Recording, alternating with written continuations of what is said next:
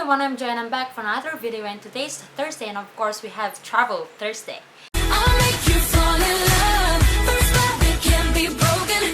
One drop should be enough. Boy, you belong to me. I got the recipe and it's called black magic. Take a sip from a secret potion. Last 2 weeks ago, I shared with you guys an advice or a tip on how to take care of your feet whenever you travel, and today let's talk about our face and our skin.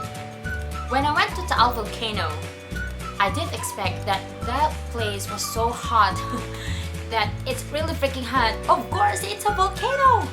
I didn't realize that before I went there, and I didn't put anything on my face, of course. Just the bare skin that I have. I only put the long sleeves and the pants that I have because that's what they said. Just wear the long pants because you need to ride horse. And of course, I used my pants and my cap, and I did realize that I went down after visiting that volcano.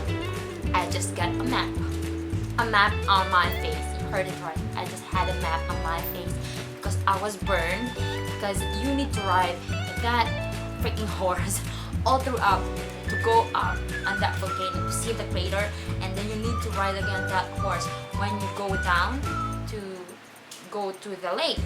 And I didn't put anything, so I suggest do not ever forget to wear your sunscreen. Always wear your most reliable sunscreen. Mine is this BELO SPF PA+++ 40 for my face, and they also have the BELO for the body, and I always use this whenever I go out. After that incident, it's got like a butterfly rush here and here because yeah, I was really burned because that place was so freaking hot. And of course, whenever you go to tropical country or here in the Philippines, whenever you travel locally, always wear your sunscreen and never forget to take care of your skin. Do not be a victim of the regret after traveling. So I'll see you guys in my next video. Bye!